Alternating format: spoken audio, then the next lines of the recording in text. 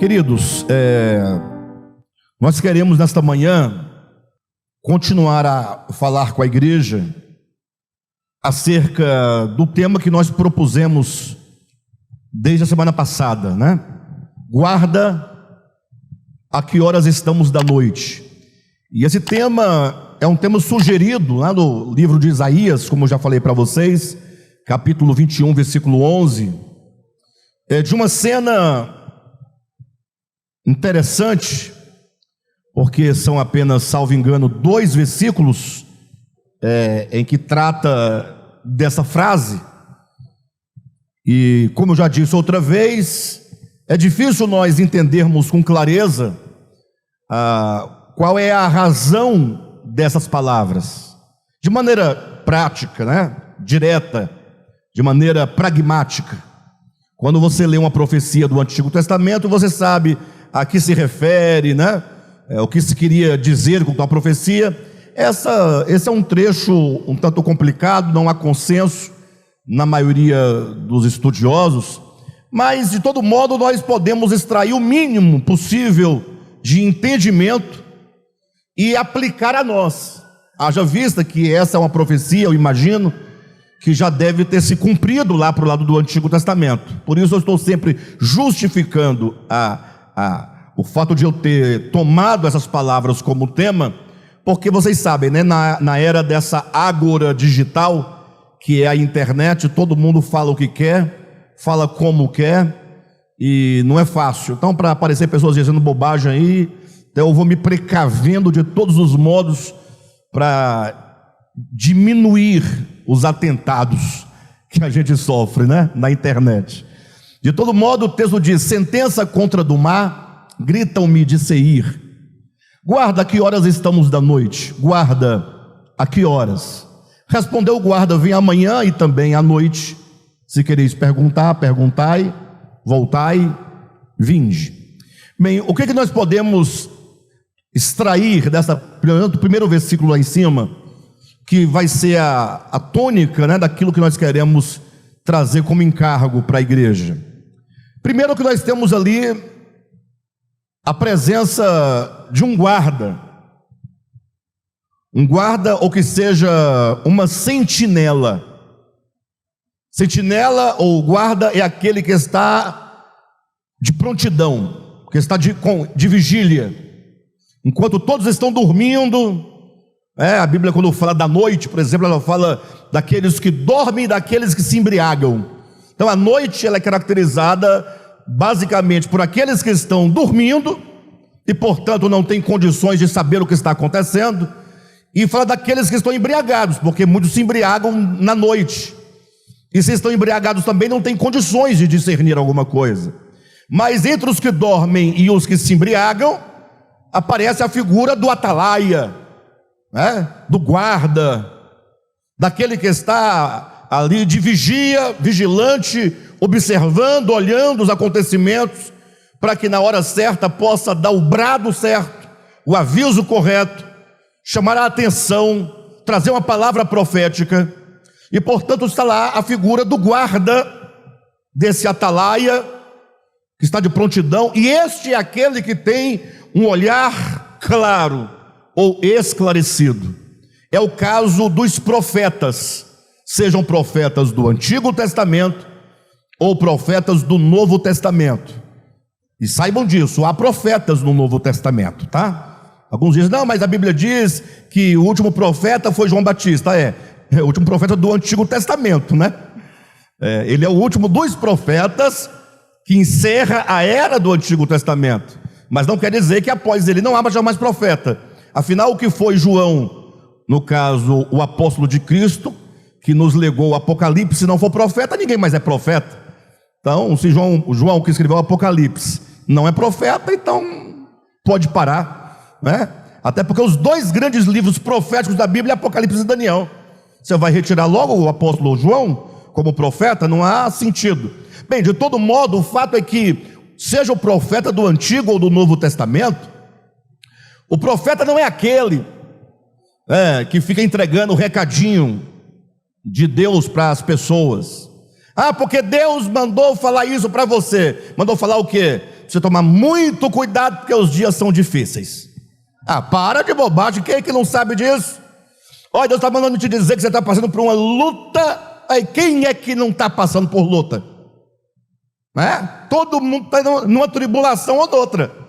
Uma situação difícil aqui, outra ali, ou um problema de emprego, problema com família, problema com esposo, problema com filho, problema que não é problema, mas que está lá incomodando, a gente não sabe de onde vem, tanta perturbação mental, ansiedade. Mas o fato é que não é disso que se trata de profeta. O profeta é aquele que fala por Deus, é aquele que recebe uma incumbência para falar por Deus. Mas além disso, e muito mais do que isso, o fato é que, olhando para a igreja enquanto corpo de Cristo, vocês sabem que falar que a igreja é o corpo de Cristo é usar de uma metáfora, não é? Uma metáfora, obviamente, para você entender o conjunto e a coletividade dos crentes enquanto povo de Deus. No Novo Testamento usa-se a figura de um corpo humano. Então Paulo vai dizer que assim como o corpo é um e tem muitos membros, e os membros sendo muitos formam um só corpo, assim também é Cristo. E ele vai usar essa metáfora para poder dizer que cada um de nós somos membros de um corpo, somos participantes de uma unidade. E a partir, portanto, da metáfora do corpo, ele vai dizer que cada membro, portanto, do corpo tem uma função, assim como as mãos, como os ouvidos, como os olhos, os pés, o coração, o fígado, o baço. O crente tripa. Não tem tripa? Tem crente tripa. Mas isso é metáfora, vocês vão entender. Tem que levar para o lado da abstração, da imaginação, somente isso. Mas, tomando, portanto, essa metáfora de Paulo, nós podemos entender que os profetas, são como que os olhos do corpo, e são como que a boca do corpo.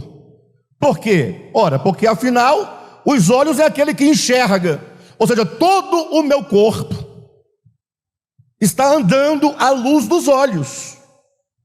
Se retira meus olhos, eu terei que aprender um outro sentido, ou desenvolver uma outra sensibilidade, para eu poder andar sem tropeçar, sim ou não?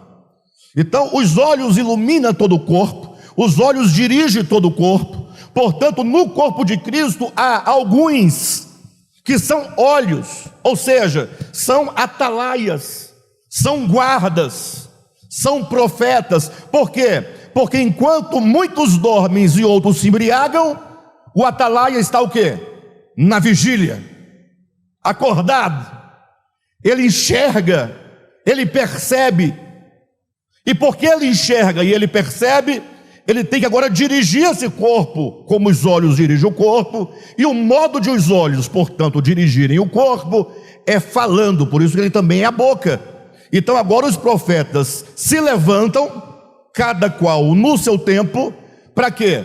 Para comunicar ao povo de Deus o seu tempo, para fazer o povo de Deus enxergar o seu tempo, discernir o seu próprio tempo. Isso fica muito claro no sentido de que, se essa metáfora é verdadeira, se esse guarda, esse atalaia, essa sentinela de fato estão aí nesse sentido, o fato é de que o povo precisa dos atalaias, ou não? Alexandre, mas você falou agora há pouco que não é para trazer recadinho, não sei o quê. O que eles falam? Ora, primeiro eles discernem o espírito da era em que se vive.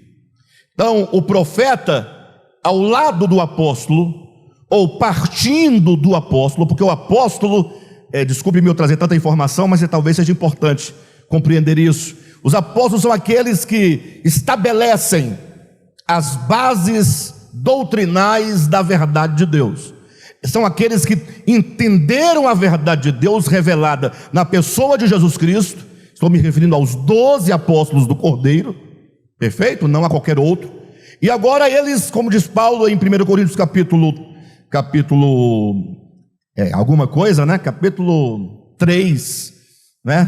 3:11. Ele lança o fundamento. Os apóstolos lançam um fundamento. Os apóstolos trazem a palavra de Deus, ou a verdade de Deus, de modo bruto. É como um mineiro que explora a terra e traz uma pedra preciosa da terra. Só que ela vem bruta. Por que é bruta? Porque essa pedra precisa de ser o quê? Trabalhada. E quem é que vai trabalhar essa pedra? Os profetas. Qual é a relação? É que a palavra apostólica, ela independe do tempo, ela é neutra. Ela é uma verdade, podemos dizer, absoluta em si mesma, só que ela precisa ser lida, compreendida e aplicada em cada lugar e em cada tempo. Porque cada tempo tem o seu próprio mal, tem a sua própria dificuldade, tem seu próprio espírito.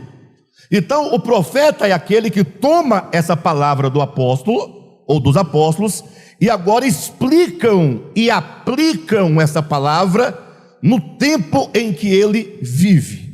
Poderíamos dizer que o profeta faz a atualização da palavra apostólica. Cuidado, atualizar não é modificar, mas é apresentar a verdade apostólica dentro das necessidades daquele tempo. Então, em cada tempo há uma situação generalizada, global, de um povo, de uma era. É o curso do mundo, de que o apóstolo Paulo diz. E, portanto, esses atalaias, enquanto olhos, eles enxergam o tempo, enxergam a era, discernem o espírito daquele tempo. E então agora eles bradam, eles falam, eles anunciam, eles proclamam, convocando o povo ao arrependimento, ou convocando o povo a um posicionamento em consonância com aquilo que está sendo proclamado, com aquilo que está sendo anunciado. Isso é o que se chama palavra profética. Quando eu ouvi falar de palavra profética, 2025 está chegando, vamos fazer o culto da profético 2024. Não existe. Não existe, é bobagem. Seu ano não vai ser melhor por causa do culto profético da entrada de ano. Não vai ser melhor. Alexandre, você é muito pessimista. Não é que eu sou pessimista, é que você quer jogar nas costas do demônio ou do Espírito Santo os seus problemas. É fácil. Pois que inventaram o tal do demônio e o tal do Espírito Santo, ninguém mais é culpado de nada, ninguém tem mais responsabilidade, tudo é por conta do demônio ou do Espírito Santo. Perdemos a responsabilidade. Não que o Espírito Santo não haja em nossas vidas, não é isso não. É que ele só vai agir na sua vida na proporção ou na medida em que você confia nele e se entrega a ele e o ouve. Ponto. E o Satanás vai fazer o que com a sua vida? Nada, absolutamente. E tudo ao mesmo tempo. Vai depender de você. Se você tem um coração inclinado para a maldade, o demônio está acabando com a sua vida. E se brincar, ele vai sair correndo de você, com medo de você. Dizem que o demônio tem medo de crente, né? Mas não é porque o crente tem poder para expulsar, não é porque crente é ruim. Crente é coisa ruim. Então o demônio falou, opa, não mexe com esse povo não, que esse povo é terrível. Nós não damos conta desse povo. Então assumamos a responsabilidade das nossas vidas, e com o poder do Espírito Santo, com a direção de Deus, nós seremos abençoados e bem-sucedidos. Tá bom? Bem, mas a ideia é que isso é palavra profética. A palavra profética se aplica a um tempo e a um povo, convocando esse povo a um posicionamento diante de Deus. Então nós temos o guarda, mas temos agora também nesse texto alguém. Olha como diz o texto: gritam-me de Seir. Quem está dizendo isso? Gritam-me de Seir. O guarda. É o guarda que está dizendo: olha, alguém grita perguntando a mim, guarda.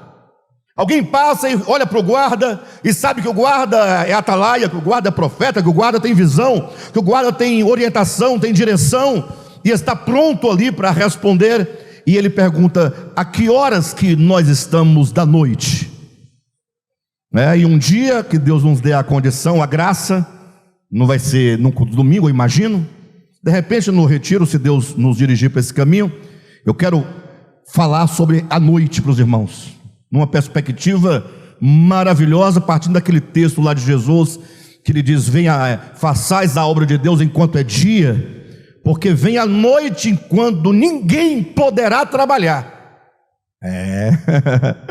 Mas por enquanto, esquece a noite, não vou tratar da noite agora. Mas alguém grita dizendo: guarda, que horas estamos da noite.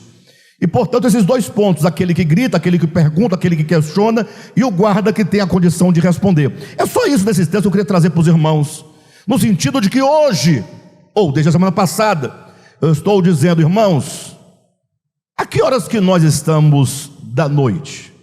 Se nós entendermos metaforicamente que a noite seja todo o período da história humana, desde a queda do homem até a grande alvorada da volta do Senhor. Se nós imaginarmos que a humanidade vive em trevas, na escuridão, numa noite densa, porque, tomando o livro de Gênesis por pressuposto, a ideia é que tão logo Deus criou a humanidade, e essa humanidade entrou no seu estágio, de conhecer e discernir entre o bem e o mal, essa humanidade desviou o seu coração do Senhor, e agora entrou numa profunda e grande noite de treva, de pecado, de engano, de sofrimento, de apostasia. Então é como que nós perguntássemos assim: irmãos, que horas nós estamos dentro dessa grande noite? Em outras palavras, quando é que vai amanhecer? A questão é como se nós nos interessássemos por a consumação dessa história. Então, nós sabemos que Jesus, ele vai voltar. Sabemos que a parousia do Senhor é certa. O Senhor não mente. Agora, o grande problema, me parece, corrijam-me se eu estiver equivocado, é que a gente vive num tempo, essa pós-modernidade, de Nietzsche para cá. Nietzsche foi um atalaia, pode ser do tipo Balaão, mas foi. Nietzsche foi um atalaia, e ele falou, ele viu e ele falou. Então ele é profeta. Balaão também era. Então daí você tira os tipos de profeta que existe, Tem para todo mundo, tem de todo jeito. Mas o fato é que de Nietzsche para cá, Nietzsche deixou claro, como não tinha um atalaia numa igreja para poder dizer, Nietzsche disse: eu vou dizer para vocês, Deus está morto. Os crentes se revoltaram, e até hoje se revoltam, coitados dos crentes. Mas uma revolta tola, porque Nietzsche não fez ofensa para ninguém. E o Senhor está dizendo: olha, eu estou vendo que nós agora entramos num tempo, num período, em que a ideia de Deus cada vez mais vai se desbotando e vai se acabando, até desaparecer completamente do coração e ficar apenas um simulacro, no sentido de que essa modernidade, essa pós-modernidade, sobretudo século XX, século XXI, é um tempo em que se fala de Deus, briga-se por Deus, faz-se doutrina sobre Deus, mas se tem uma coisa que ninguém está atento, é a Deus. Imagine vocês que, quando se fala de Apocalipse, gente, a procura é muito grande. Vocês não têm ideia, Não tem ideia de pessoas que, inclusive na internet, falando o Apocalipse, ainda que tudo errado, mas porque tem aquele sensacionalismo, o povo gosta. Mas eu não vejo as pessoas agindo em conformidade ao juízo iminente. Porque se alguém pergunta: a que horas que nós estamos dessa história do homem? Se ela tem começo, se ela tem meio, se tem fim, em que momentos nós estamos? Eu dizia que a Escritura nos apresenta vários relógios. Isso é metafórico, tá? Nós temos vários meios e mecanismos na Bíblia para identificar em que momento nós estamos da história.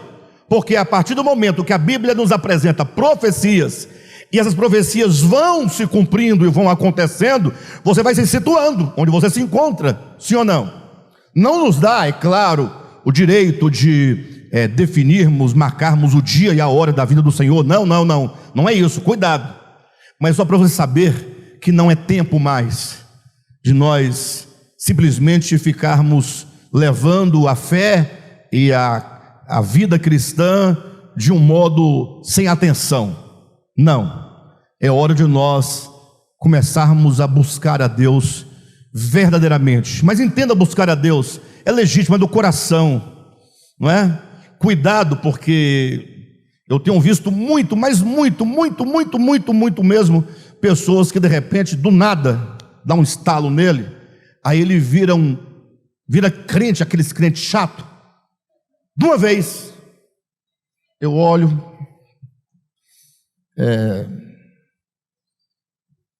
não vai durar muito tempo. Por que não vai durar muito tempo? Porque ele teve algum distúrbio eventual, alguma situação que lhe ocorreu, e de repente mas é passageiro. A conversão a Deus se dá com a clareza e o conhecimento e o reconhecimento do que é o pecado, do que é Deus, de quem eu sou, o que vai gerar em mim conscientemente, sem alarde, sem pressão, uma mudança de olhar. Eu passo a olhar o mundo e as coisas e as relações e as pessoas com um outro olhar.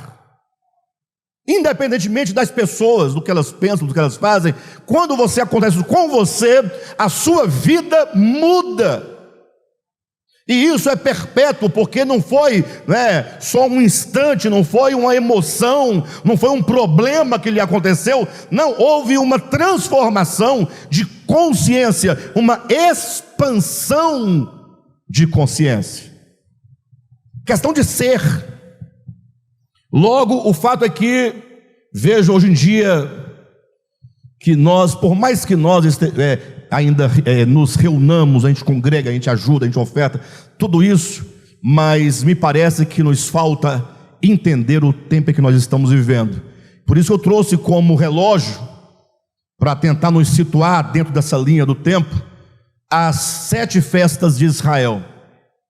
Eu não vou retomar, como eu falei a semana passada, mas eu vou atualizar a lembrança dos irmãos. 7 festas que Deus ordenou ao povo de Israel: pães ázimos, Páscoa, primícias, Pentecostes. Essas 4 primeiras. Segue-se a elas depois a festa das trombetas, e então a festa das cabanas, que são os tabernáculos, e por fim a festa da expiação, o dia da expiação. Então, o povo de Israel tinha esse calendário. No ano, eles cumpriam essas festas. Quem está entendendo? Todo ano, Israel tinha que praticar essas festas. O leitor desatento da Bíblia vai ler e não vai nem perceber que essas festas existem. Ele lê a Bíblia porque tem que fazer o ano bíblico, né? Todo mundo tem ano bíblico, então lê. Mas aquele mais atento vai achar interessante. Poxa, tinha umas festas bacanas. Uma matava um cordeiro, outra fazia isso aqui, depois fazia aquilo outro. Tá, eu acho interessante. Mas alguém mais atento vai pensar: poxa, por que Deus haveria de pedir ao seu povo que celebrassem essas festas? É quando você lê e dialoga com o texto, se interessa pelo texto e começa a fazer perguntas ao texto. Por que será que Deus pediria? E aí você vai encontrar claramente Deus explicando os motivos e as razões que estavam por detrás de cada uma daquelas festas. Numa outra ocasião, eu poderei tratar de modo específico sobre elas, mas já temos uma série, as 7 festas de Israel, no nosso lá no YouTube, nosso canal, tá? Quem quiser, mais outra vez a gente vai fazer de novo, sem problema. Mas o fato é que essas festas, elas eram, primeiramente, festas, pelo menos 6 delas, eram festas de memoriais, era para fazer lembrar o povo de Israel o que Deus havia realizado na vida deles. Por exemplo, Deus tirou o povo de Israel do Egito, não tirou? E qual foi o dia que ele tirou da semana, ou do mês? Dia 14 do mês de abril, de Nisan. E qual foi o evento que marcou esse dia? A saída, não foi a Páscoa? Lembram? Então eles estavam comendo a Páscoa, cordeiro assado, dentro de suas casas. Quando o anjo da morte passava, ao ouvir o sangue, no umbral da porta, o anjo passava por cima, né? Páscoa passava e eles não eram tocados pela morte. Logo ali eles saíram naquela noite e foram embora, saíram do Egito e foram em direção à boa terra de Canaã. Então agora Deus queria que eles se lembrassem, ei, lembra que Deus tirou vocês do Egito? Lembramos, foi bom, libertação. Éramos escravos, Deus nos libertou. Por isso vocês têm que agora fazer todo ano a Páscoa, para vocês nunca se esquecerem que um dia foram escravos no Egito e que o Senhor os libertou. Então eles faziam por esse primeiro sentido. Quem está entendendo?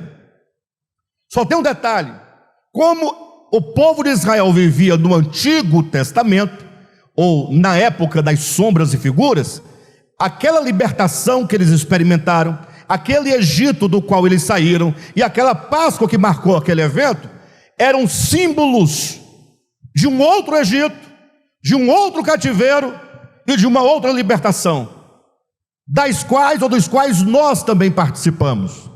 Ou seja, o Egito representava a escravidão do mundo, ou seja, o sentido é de que toda a humanidade já nasce dentro de um cativeiro. No caso lá é o cativeiro da subsistência, ou seja, o homem é escravo da subsistência. Então ele agora dedica todo o seu viver, todas as suas forças, para quê? Para produzir, para comer, para vestir, e ele está preso, escravo ali dentro.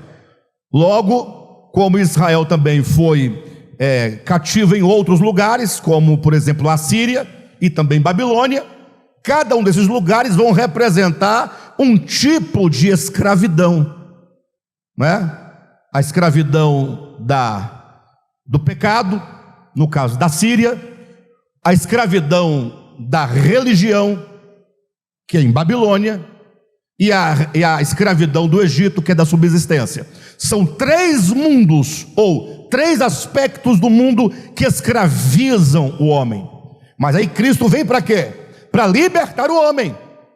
E quando Cristo vem, um modo que ele faz, que acontece para que ele consiga libertar o homem, é por meio do seu esvaziamento, da sua morte, da morte na cruz, da sua ressurreição. Logo, agora, se o Egito representava um tipo de escravidão, e se o cordeiro da Páscoa lá representava a libertação, isso aponta para a morte de Jesus, que veio salvar e libertar o homem da escravidão. Então nós entendemos que essas festas eram 7. Eram festas o quê? Proféticas. Bem, a última festa, eu estou saltando porque quando a gente vai estabelecendo assim, vai ficando mais fácil de você ir enxergando. A última festa era a festa da expiação, o dia da expiação, o dia do perdão, o dia do arrependimento, era o dia do juízo.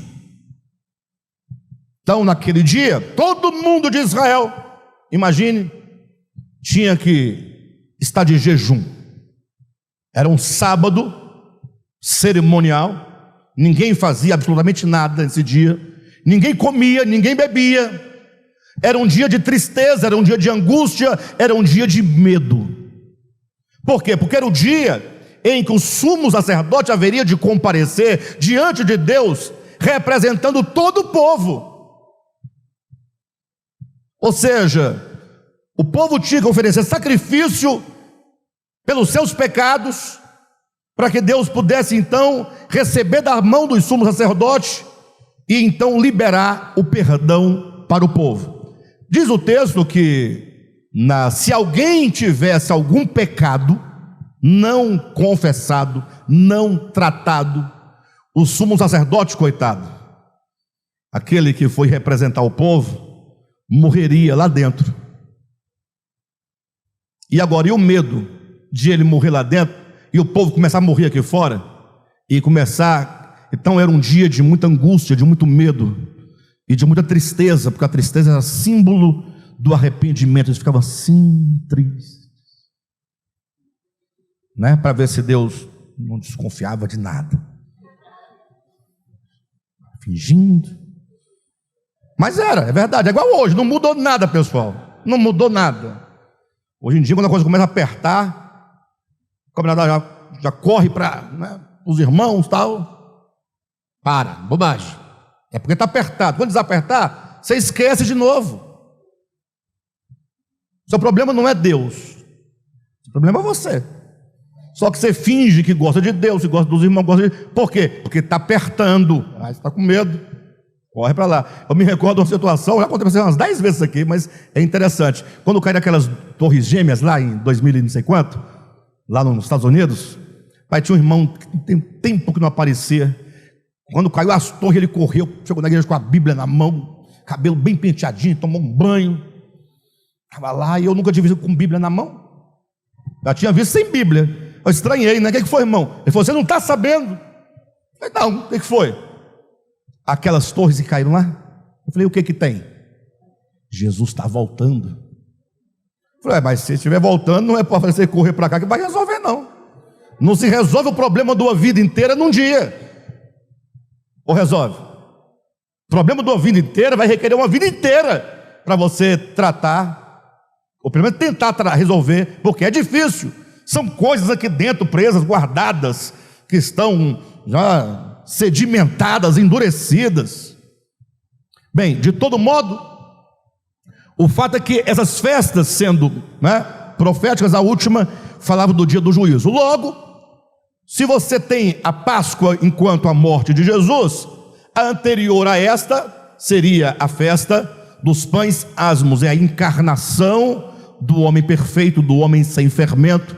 Então, grosso modo, pães asmos, o homem perfeito, o Cristo que se faz carne, o homem impoluto, o Cordeiro de Deus sem mancha, sem mácula, é Deus encarnado entre os homens. A Páscoa é a morte do Cordeiro pascal. As primícias, que é a terceira festa, é a ressurreição do Senhor. O Pentecostes acontecia 50 dias depois da Páscoa. Foi o dia de quê?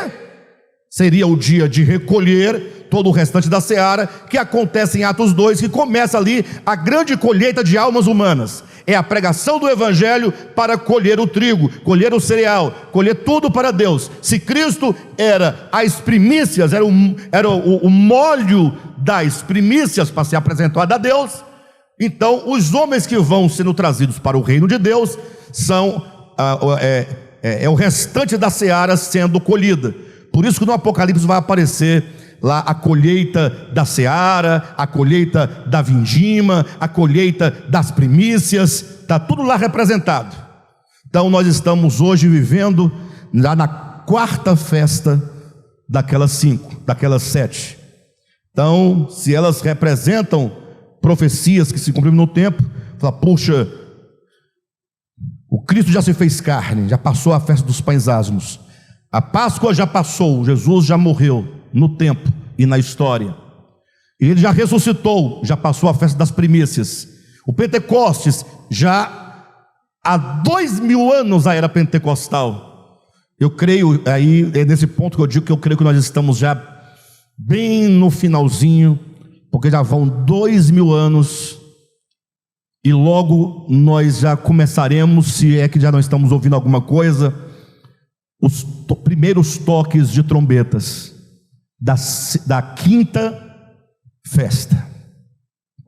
O toque de trombetas era os levitas que tocavam as trombetas para anunciar a chegada da festa das cabanas e para convocar o povo a subir para Jerusalém para então fazerem ali a festa das cabanas. Então nós temos aqui as trombetas que estão entre Cabanas e Pentecostes. Então o Pentecostes é essa era que nós estamos vivendo, creio que já estamos bem avançado, né? E nós temos aqui então as cabanas que apontam para o reino milenar, em que os homens habitarão sobre a terra depois de terem sido livrados, né, lá do Egito, e Cristo então reinará os 1000 anos sobre a terra.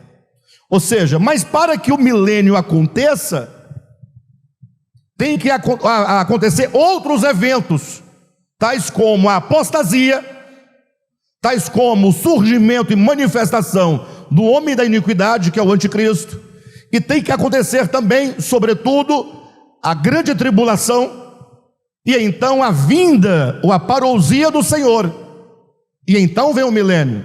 Então essas trombetas são vozes proféticas, que a semelhança do guarda, do atalaia, do profeta, começa só dizendo: pessoal, preparem-se, porque o Senhor já está arregimentando o seu povo para o milênio. Não pode ser tomada essa palavra como alarde, bobagem. Não vai sair daqui hoje dizendo: a partir de hoje vou jejuar todo dia, não, não prometa o que você não possa dar, mas saia daqui hoje dizendo: Senhor, eu preciso olhar para dentro de mim, e eu preciso tomar algumas decisões na minha vida pessoal, do coração, aqui dentro, sou eu e Deus. Tenho que fazer como disse Jesus: entra para dentro do teu quarto e fecha a porta. Pastor, eu não tenho um quarto. Lá em casa é uma kitnet, então é tudo junto, sala, tudo misturado, não tem quarto. Quem não tem quarto não pode entrar para o quarto, fechar a porta do quarto. Mas não é isso que Jesus está dizendo. Vocês querem entrar agora para dentro do quarto?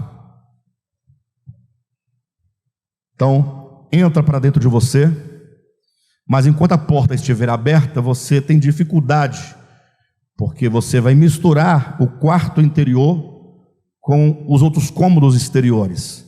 Então Jesus fala assim: então fecha a porta. Quando você fecha os olhos, aí você consegue se livrar de toda a aparência externa. Você se volta para dentro de você. Mas isso não é uma doutrina, um método. É porque de fato, quando você está com os olhos abertos, você vive para fora. Mas quando você fecha os olhos, você se volta para dentro. Sim ou não? Faça a experiência. Então você se interioriza e começa a orar: Senhor, é aqui dentro que as coisas devem acontecer. Eu preciso compreender, Senhor.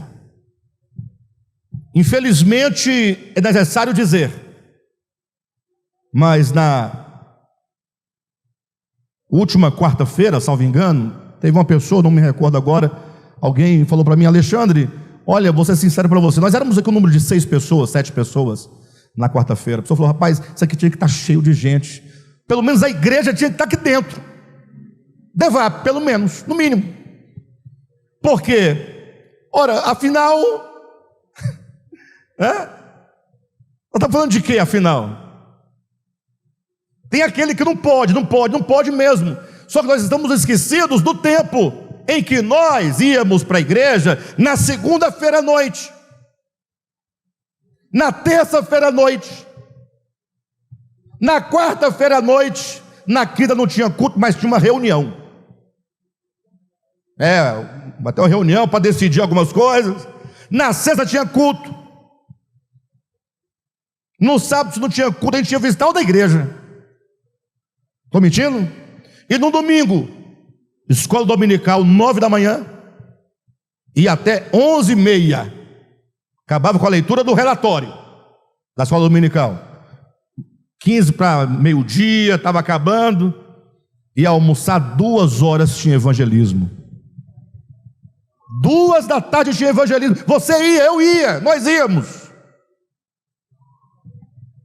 Aí depois do evangelismo, o culto era 19h30, mas a mocidade tinha que ensaiar antes. 6 horas da tarde tinha que estar lá para passar os hinos, ensaiando. E aí o culto começava às 19h30. Aí tinha primeiramente o período de corinho, depois os hinos da harpa, ou o contrário, mas tinha corinho. Corinho é uma coisa, hino da harpa é outra coisa. Depois começava o coral, depois as crianças, para ouvir e cantar. Os adolescentes, vamos ouvir o dueto, ouvir uma saudação, né? Ouvir isso. Quando estava dando 15 para as 10, agora é a hora da palavra. Aí você chegava em casa 11 horas da noite, para trabalhar no dia seguinte, feliz. Dava dízimo, dava oferta, fazia pacto, juramento, promessa, jejum. Você era tão fiel. E agora acabou tudo, não tem mais nada. Uma quarta-feira ouviu o ensinamento da palavra, que é fantástico. Mas sabe onde é que está o problema? Nos tempos. Os nossos tempos são tempos de cada um buscar o seu próprio interesse. Não é você, não. Se fosse você, estava resolvido. É o mundo inteiro. O fato é que as trombetas tocam para dizer: olha pessoal, os últimos acontecimentos estão chegando, porque tão logo vier, né, esses acontecimentos e o milênio, segue-se a última festa, que é o juízo final. Vamos tomar o grande trono branco como sendo a nossa referência, para ficar simples. Ou seja, essas 7 festas, elas apontam para os eventos. Então nós aqui do século 21, hoje dia 19 de maio de 2024, nós estamos exatamente já ouvindo os primeiros toques das trombetas. E já houve quem dissesse que os últimos acontecimentos serão rápidos. Quando você menos esperar, né? Paulo diz isso, não fala? Que assim como vem as dores de parto, a que está para dar à luz, de repente virá a destruição. Então assim, o nosso objetivo com essa mensagem é perguntar, cada um perguntar para si mesmo: como é que eu estou vivendo diante de todos os acontecimentos que estão aí despontando, cada acontecimento como um sinal, como um indicativo, como uma amostra, as coisas estão acontecendo. O clima está mudando.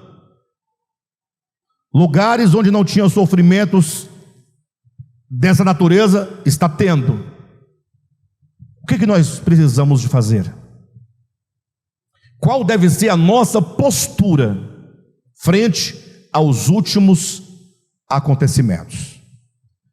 Bem, Jesus diz assim: olha, quando vocês virem estas coisas acontecerem, quando estiverem acontecendo, tá, mas que coisas são essas a que Jesus se refere? Ele disse: olha, haverá epidemias em vários lugares, haverá terremotos, haverá fome, haverá guerra.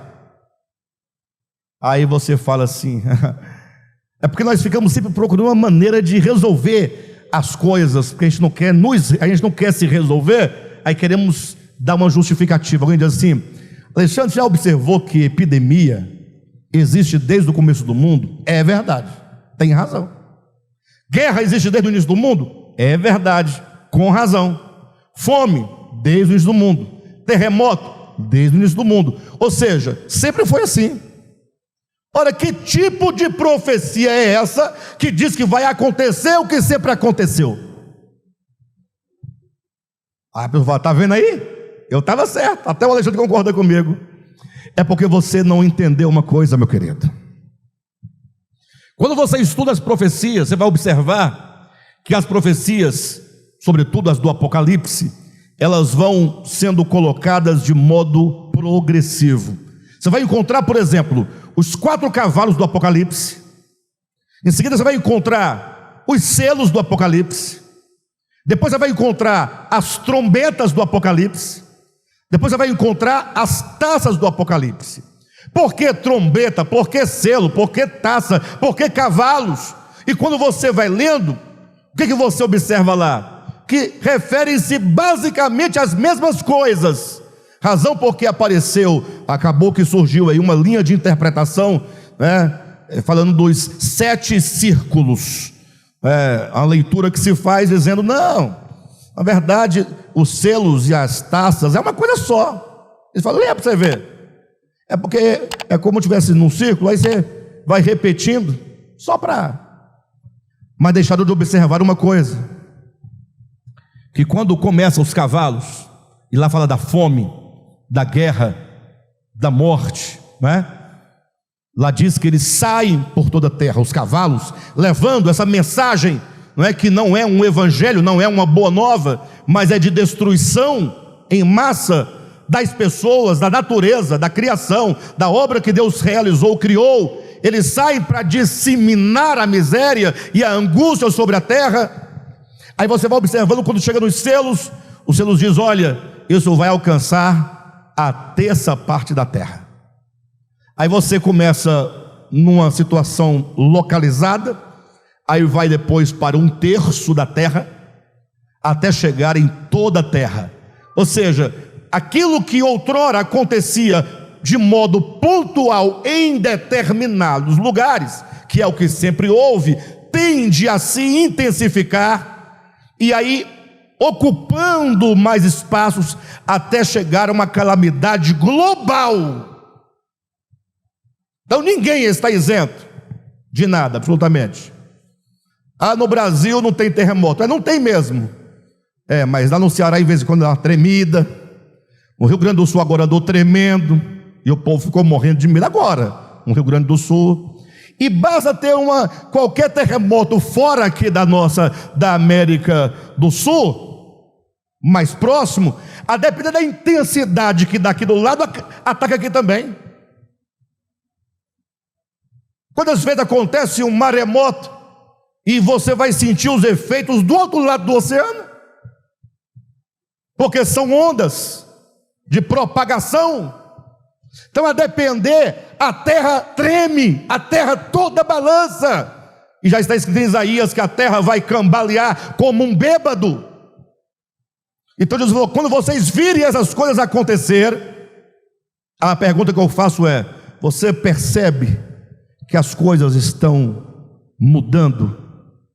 Você percebe ou não? Não concorde comigo, só se você sente que as coisas o cerco está fechando, está tudo mais difícil, em todas as áreas. Jesus fala, quando vocês virem essas coisas acontecerem, vocês devem ter um posicionamento. E é nesse ponto que eu digo que nós não vemos esse posicionamento. Ele diz, quando vocês virem essas coisas acontecerem, erguei a vossa cabeça. O que é erguer a cabeça? Pronto, está erguido. Pronto, tudo. É isso?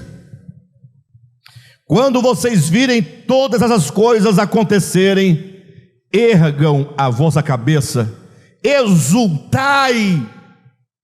Ao invés de nós ficarmos lutando contra os acontecimentos, porque tem irmãos aí querendo mudar o governo para impedir o diabo de resolver as coisas dele aqui. Vamos mudar o governo, colocar um governo cristão. Não existe governo cristão. O mundo jaz no maligno.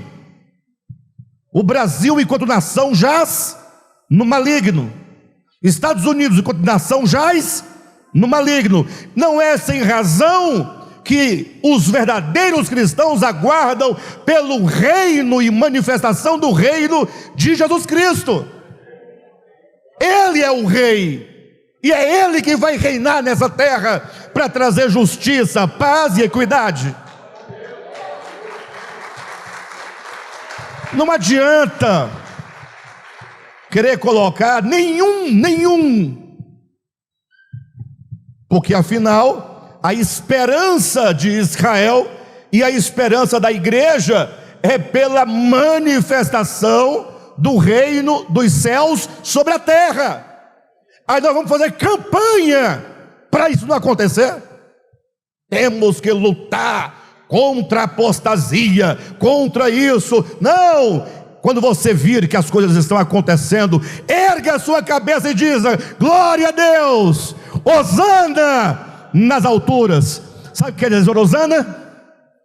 Hosana, um bombom para quem acertar. Hosana. Ganhou. Pedrão ganhou um bombom, me cobra. Depois dizer, hosana quer dizer: Senhor, salva-nos. Salva-nos deste mundo perverso. Hosana quer dizer: Senhor, venha logo e nos salve. Maranata, ora vem, Senhor Jesus. A igreja precisa se unir e começar a ser um povo de cabeça erguida, glorificando a Deus, dizendo: o nosso Senhor está voltando. E nós precisamos ser aquelas virgens com as suas lâmpadas acesas, virgens preparadas, cheias do Espírito Santo, para se encontrar com o noivo.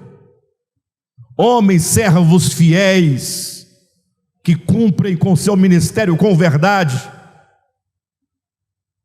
Aqueles que receberam seus talentos, cultivando, aplicando, multiplicando, para se apresentar diante do Senhor e prestarmos contas dos nossos talentos. Então, o que fazer diante dos sinais da hora tão avançada da noite? Erguei as vossas cabeças, porque a vossa redenção está próxima. Eu acho que a igreja não acredita mais na vinda do Senhor. Pelo menos é o que parece. Como é que nós vamos nos preparar se nós somos negligentes nas mínimas coisas? Há um texto interessante lá no livro de Ageu, capítulo 1. Eu não vou ler, mas eu vou mencionar, porque lá em Ageu eles viviam um período profético. Como eu disse, em cada tempo há um período profético. Então nós vamos olhar para aquele período profético de Ageu para poder tirar alguma lição deles para nós. Será que nós não nos comportamos hoje à semelhança do povo lá no tempo de Ageu? O que aconteceu no tempo de Ageu? Presta atenção. Imagine vocês que o povo lá do reino de Judá havia sido levado cativo para a Babilônia. Jerusalém foi como que destruída. O templo foi queimado, os muros foram queimados, derrubados. O mato cresceu. Diz a escritura que estava dando até bicho lá dentro já, de chacais, de animal, de tudo que não estava, tudo esquisito. E o povo escravo em Babilônia ficaram lá por 70 anos. Só que 70 anos, olhem para cá, é muito tempo. Sim ou não, pessoal? É uma vida. Imagine quantos não nasceram lá em Babilônia, do hebreu que estava lá cativo, e foi crescendo desde pequenininho, acostumado com a língua, com a cultura, com os costumes, com as comidas, com o regime, com o modelo, com a política. É um hebreu, só que é um hebreu babilônico. E os próprios hebreus se acostumam também. 70 anos depois, Deus levanta Ciro, decreta, todo mundo volta para Jerusalém. Está na hora de voltar para Jerusalém. Acabou o cativeiro e vocês agora vão reconstruir a cidade de Jerusalém, reconstruir os muros, reconstruir o templo. Irmãos, não é fácil. É mais ou menos como na época de Abraão: sai da tua terra e vai para uma terra. Senhor, peraí, é para nós sairmos daqui de Babilônia? E voltar para Jerusalém? Mas não faz sentido, Senhor. Nossas vidas estão aqui, já temos raízes, nossos filhos já falam a língua daqui, os costumes. Mas esqueceram que vocês são um povo eleito? Um povo diferente? Vocês têm que voltar para Jerusalém para reerguer a cidade, para reedificar a cidade, porque grande é meu nome naquele lugar. Reconstruir o templo. A pergunta é: quantos querem voltar? Não é fácil. Brincadeira. Se nós estivéssemos lá, acredito que nós, na maioria de nós aqui, não iria. Porque você vai deixar sua casa aqui em Babilônia, sua vida toda que está aqui construída, e lá para aquele meio de mundo, porque agora Jerusalém virou um meio de mundo, cheio de mato, tudo destruído. E agora vamos começar a pegar pedra por pedra, lavar, tirar os morrões e tal. Vamos começar tudo de novo, reedificar os muros, reedificar a cidade. E diz a Bíblia que só um pequeno remanescente foi, somente, liderados por Zorobabel e por Josué.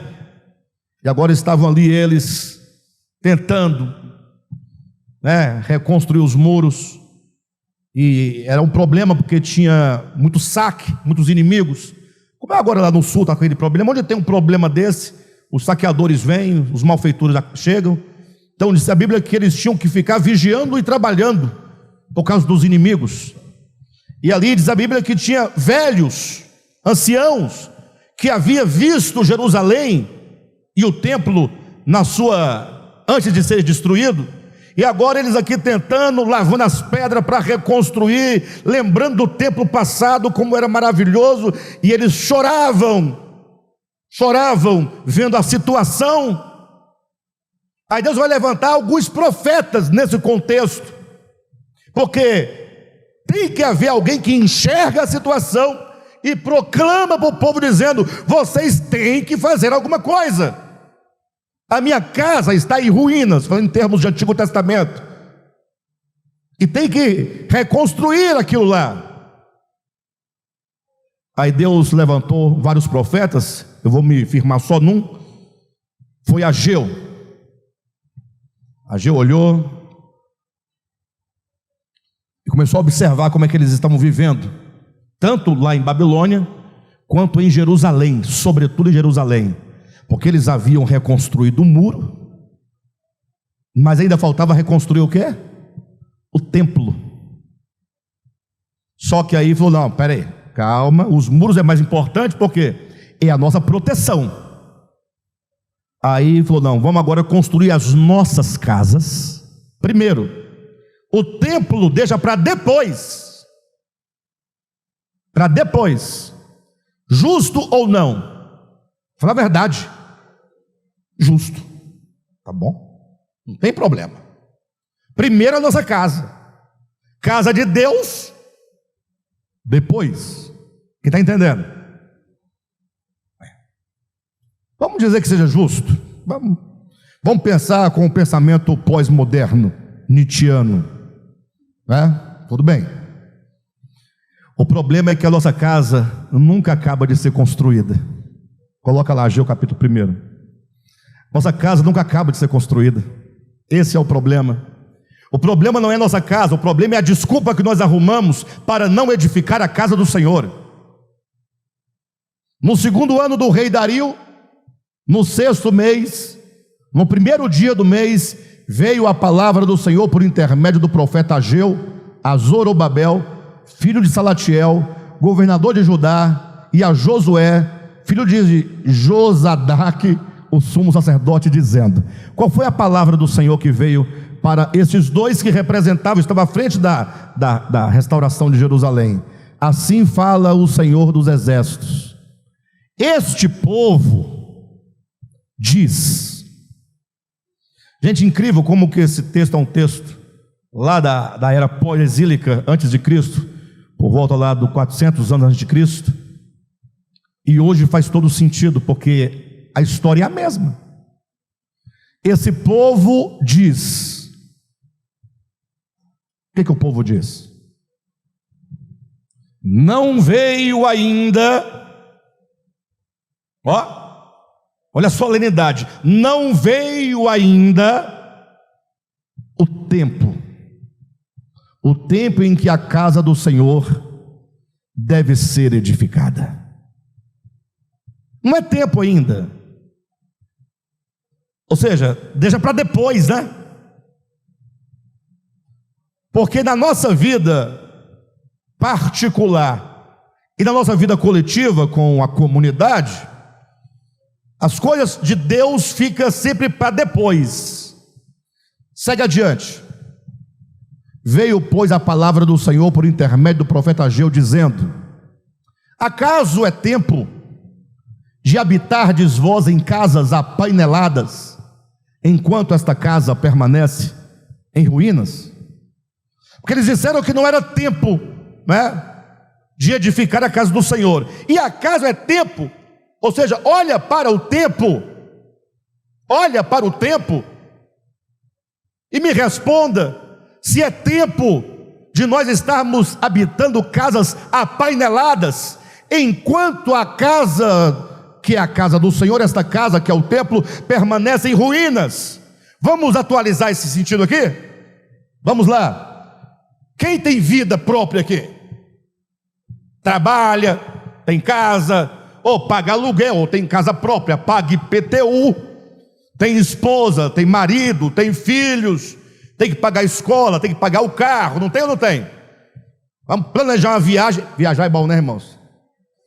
Eu estou com trauma de viagem.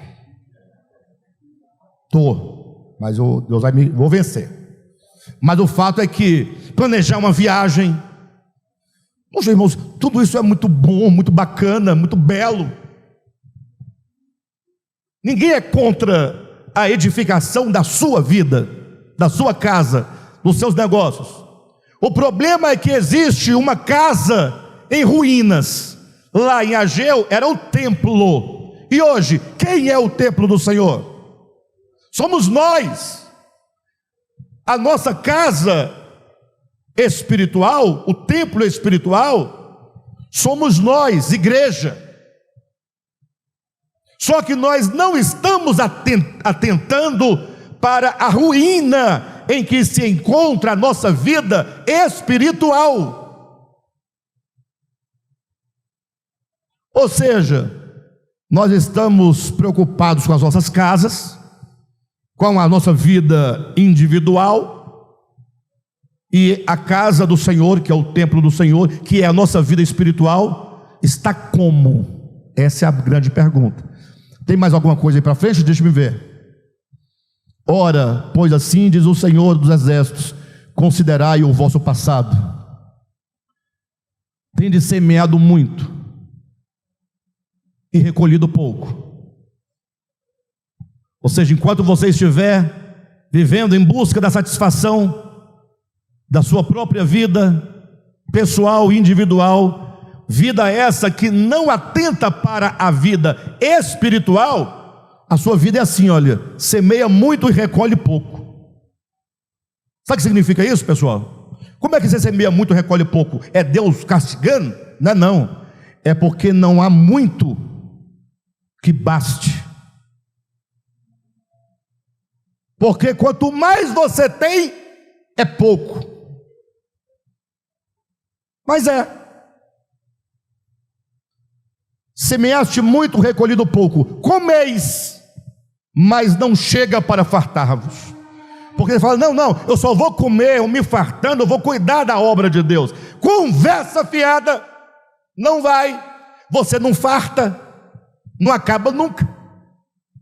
Você semeia, não é suficiente. Você come, não farta. Bebeis, mas não dá para saciar-vos.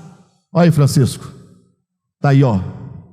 Bebeis, mas não dá para saciar-vos. Vai vendo.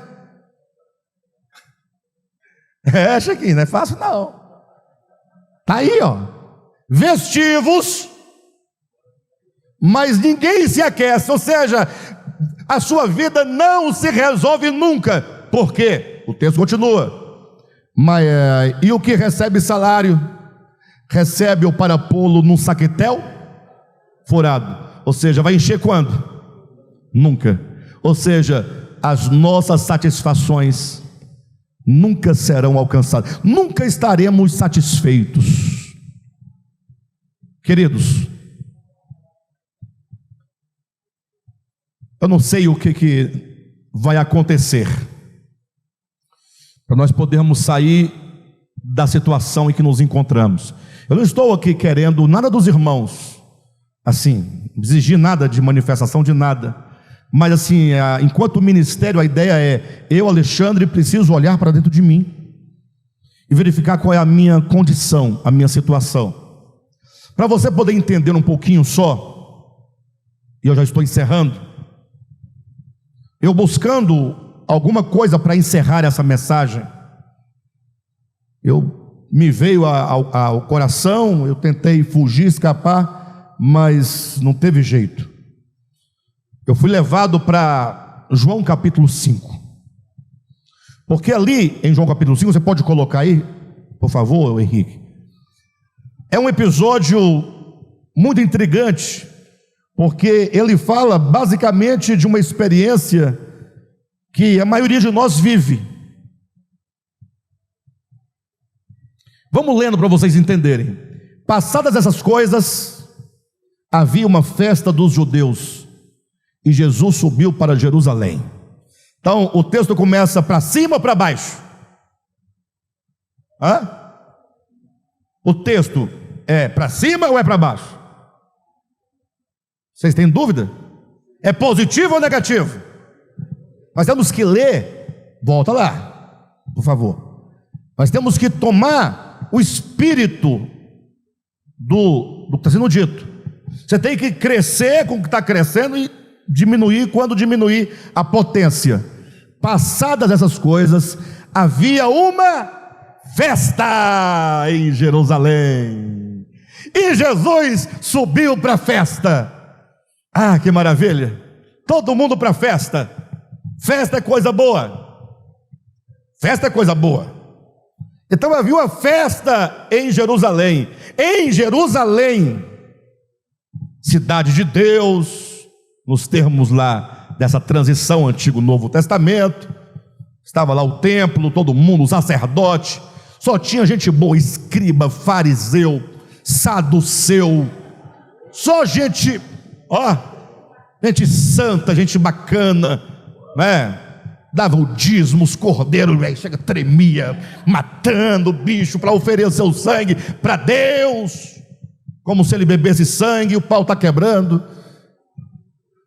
Versículo 2: ora, esse ora,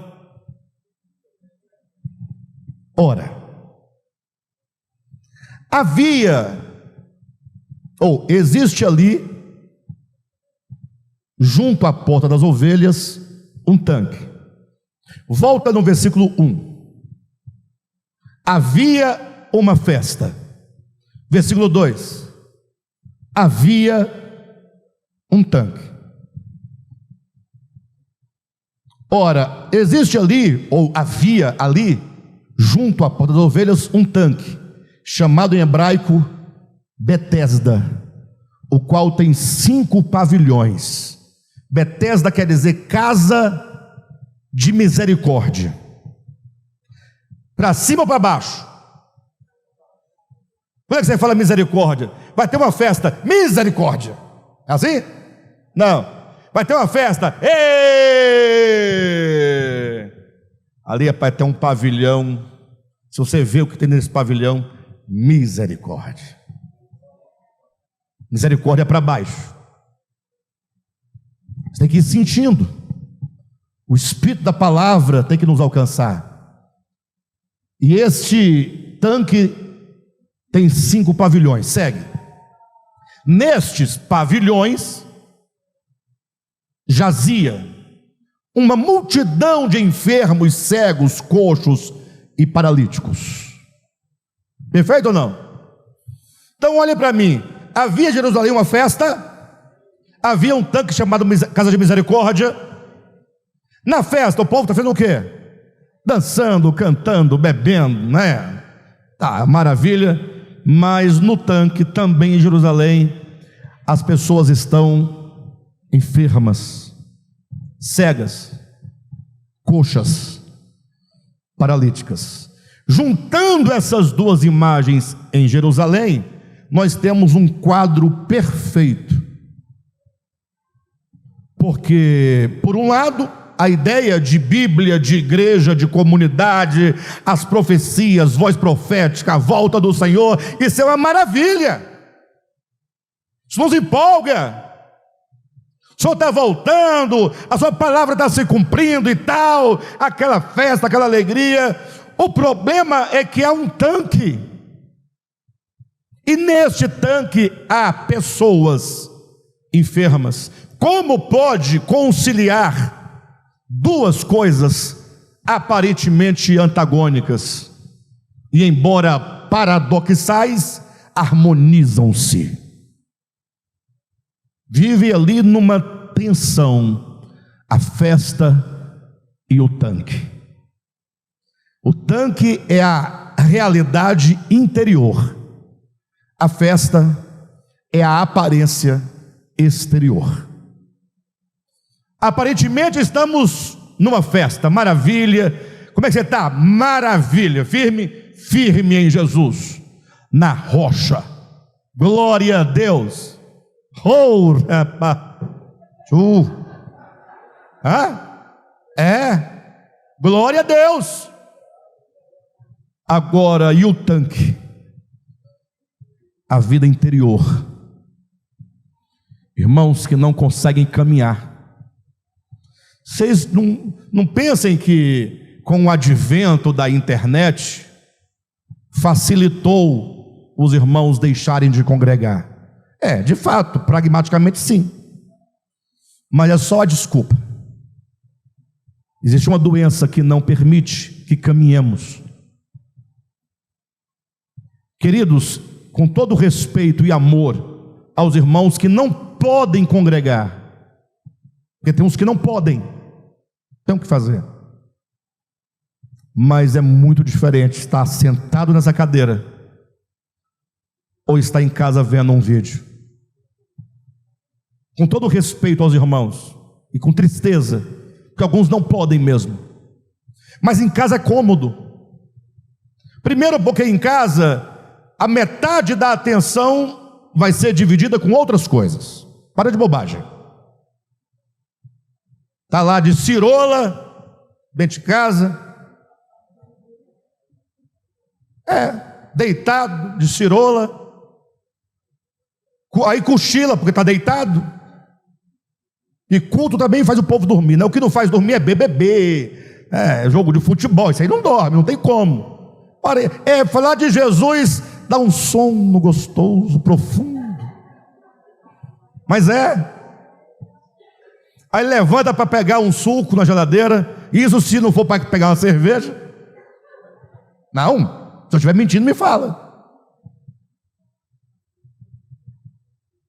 Aí alguém chama, o telefone toca, você vai atender? É lógico, dá pausa no vídeo, atende. O problema é que há uma multidão de enfermos. Queridos, os nossos irmãos, nós estamos enfermos. Uma vida espiritual doente. Cegos. Não, estamos perdendo a percepção espiritual das coisas. E olha que eu não estou aqui falando desses pecadinhos culturais inventados pela religião. Não é disso que eu estou falando, é bobagem. Você pode ter uma vida normal e ser um cristão autêntico. O problema é aqui dentro, queridos. Olha, não é o que entra, é o coração, como ele está. Coxos, paralíticos. Só tem um problema. O que aparece aí agora? Apareceu um colchete. O que tem a ver? Aí é que está o segredo da leitura, ou da compreensão da edição do texto que que tem que ser lido, é que quando na sua Bíblia, olhe para mim, abre um colchete, o colchete está dizendo para você assim, ó, ei, o que vai ser dito agora dentro desses colchetes não está na Bíblia. Aí como é que não está? Se está lá? Está lá, ó. Não está lá e está lá. É porque o editor da Bíblia, ou que seja, o tradutor, ao traduzir dos textos originais, ou dos textos em língua original para o português, ele observou no texto grego que nos manuscritos melhores e mais confiáveis e mais próximo da tradição cristã não tem essa parte. Só que ele encontrou essa parte em outros ou alguns manuscritos por lá. Aqui não tem. Mas ali tem. Porque são muitos os manuscritos. Pessoal, estou encerrando. Essa é a parte melhor. Vem cá, me ajuda aqui. Eu falei que ia terminar. O Gilmar deu uma olhada para o relógio. Ei, pessoal. Aí, mas aqui nesse manuscrito não tem, aqui não tem. Mas ali tem outro ali que tem também. Mas isso aí não é muito confiável. Vocês entendem o que eu estou dizendo? A comunidade editorial falou, bem, os principais manuscritos mais confiáveis, mais próximos da tradição cristã, quanto mais perto, melhor, não tem. Logo, por que está naquele outro manuscrito? Alguém acrescentou. Por que acrescentou? Bem, diversos motivos, tá? Mas eu vou apresentar um deles. Aí a comunidade editorial decidiu, então na tradução vamos colocar. Não tem, mas nós vamos escrever. Só que vamos colocar entre colchete. Quem entendeu? Vamos colocar entre colchete. Como se fosse um recorte. Coloca aí, mas sinaliza, para o leitor saber e não ser enganado. Então pode jogar fora? Não. Alguém colocou o que não tinha por um motivo muito interessante. Porque isso aqui era uma crença, era uma tradição. Havia a tradição, mas não havia anjo nenhum. É como você vai numa comunidade mais remota e lá eles acreditam em mula sem cabeça. Tem mula sem cabeça? Mas eles acreditam, é uma tradição. Eles vivem como se houvesse, mas havia? Não. Mas a comunidade, coitada, tem uma tradição. Então havia uma tradição lá em Jerusalém, naquele tempo, que eles acreditavam que o anjo mexia as águas de tempo em tempo, e o primeiro que caísse lá dentro ficava curado. Será que essa tradição ainda existe? Alexandre, como pode haver a tradição? Só é possível, a água em algum momento ela tem que se mexer, porque senão o povo não vai acreditar. Não tem isso. Mas hoje em dia o pessoal está vendo um anjo e está todo mundo, olha o anjo, olha, está passando. Ei, sai daí, deixa o anjo passar. Todo mundo, Aí chega em casa e fala, essa noite no culto o irmão viu um anjo. Você viu? Não. Quem viu? A irmã do coque. É só ela que vê. Rapaz, eu acho estranho. E Anderson, me responda uma coisa, você que é pastor, já foi pastor há muito tempo. Se o anjo vem aqui agora, é bom ou ruim um anjo de Deus? Decide agora. Ei, todo mundo aqui, ó, comigo. Um anjo. Rapaz, era bom demais, hein? Ele queria, vem cá, moço, vou falar com você, que é uma coisa. Aí ele nunca vem. No dia que ele vem, só quem vê é o Pedro. Faz sentido para vocês? Faz sentido para vocês? Por que só o Pedro que vê? É porque ele é mais consagrado, ele é digno, ninguém é mais digno? O anjo nunca vem, no dia que vem, vem escondido. Ninguém desconfia, não, pessoal. Uma hora tem que desconfiar. Então você não acredita em anjo? Gente, eu acredito que tem os anjos. Mas essa história está vendo um anjo com um negócio na mão, com não sei o que, com um rolo na mão. Para de bobagem. Anjo tem o que fazer. E o pior, os anjos vêm e não faz nada. Porque a igreja continua do mesmo jeito. O que ela não entendia, continua sem entender. O que fazia de errado, continua fazendo. Nunca vi um anjo corrigir uma igreja e resolver a igreja. Nunca vi. O anjo desceu com um rolo na mão e uma bandeja na outra. E ele está dizendo que a teologia da prosperidade é contra o evangelho. Nunca apareceu isso. Então eu tenho por que desconfiar desses anjos. Primeiro que ninguém vê. Aí alguém fala assim: Alexandre, eu vi.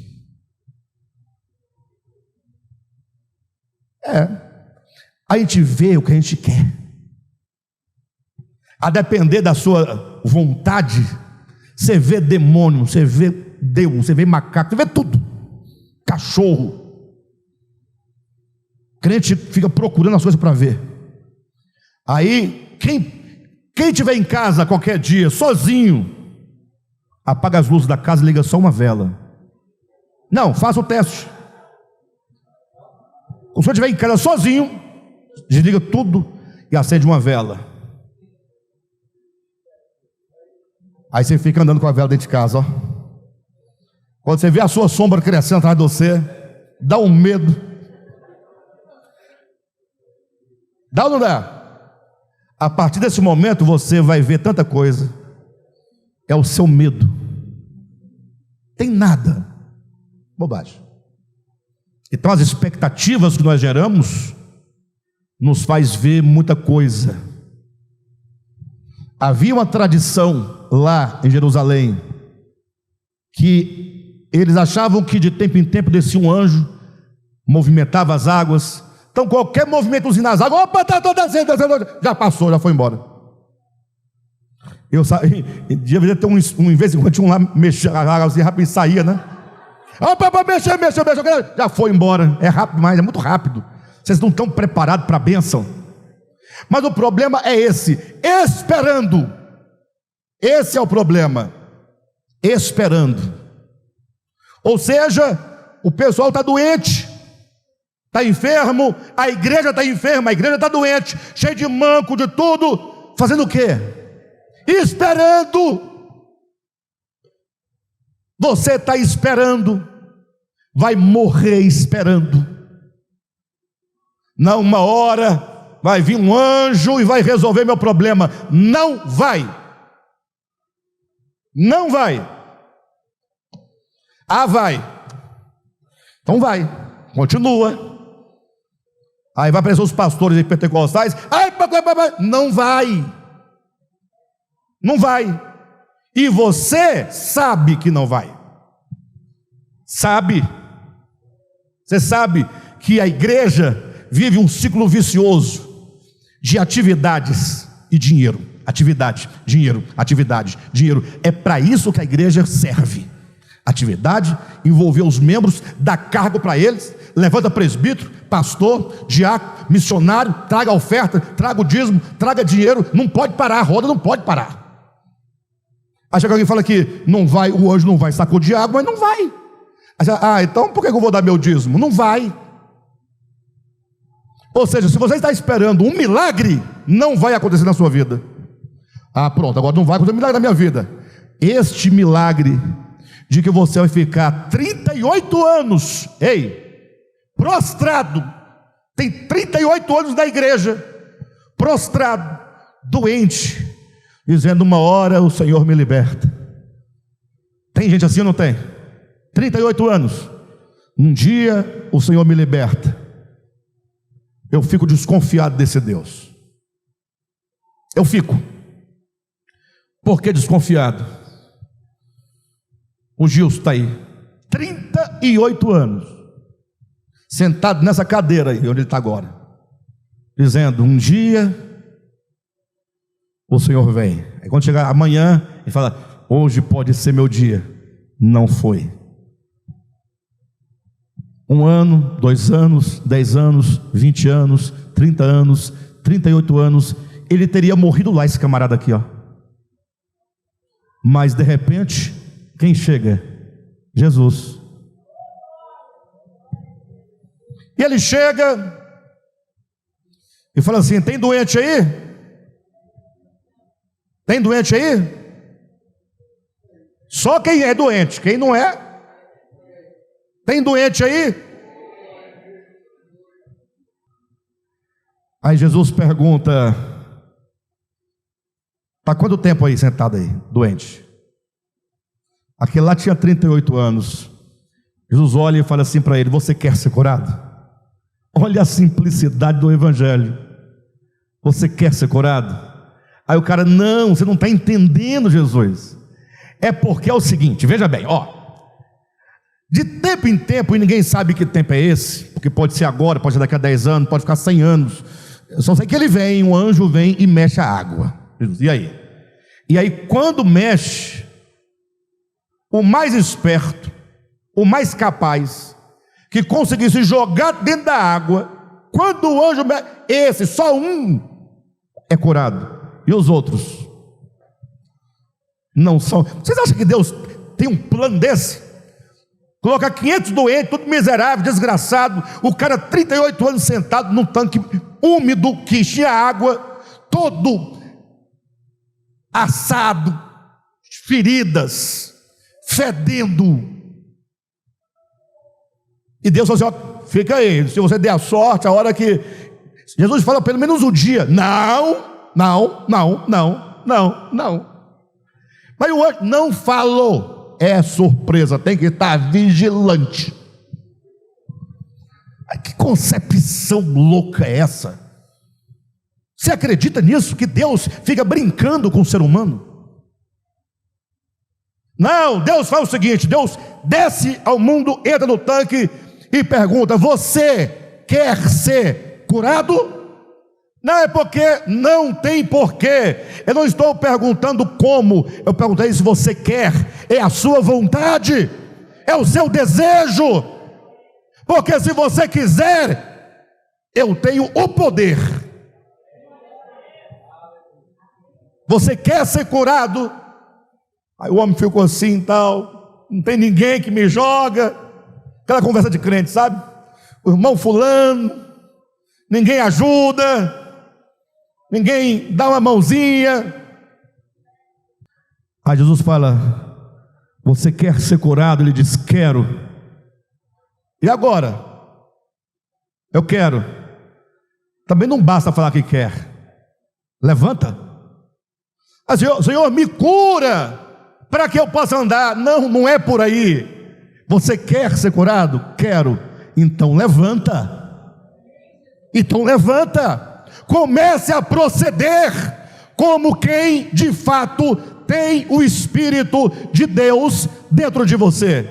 Ele é a tua força, Ele é a tua cura, Ele é a tua saúde, Ele é. Levanta, toma o teu leito e anda. Aquele homem olhou e levantou, saltou. Quando ele saltou, ele percebeu que estava curado. Então, diante da nossa situação, o que nós vamos fazer? Decidir se queremos ou não a cura, e erguer nossa cabeça para o alto, glorificar a Deus, que a nossa redenção está próxima. Amém? Glória a Deus.